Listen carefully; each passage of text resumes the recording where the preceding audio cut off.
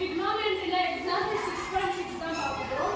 என்ன கொடுத்திருக்காங்கன்னா prove that secant theta divided by sin theta minus sin theta divided by cos theta is equal to cot theta.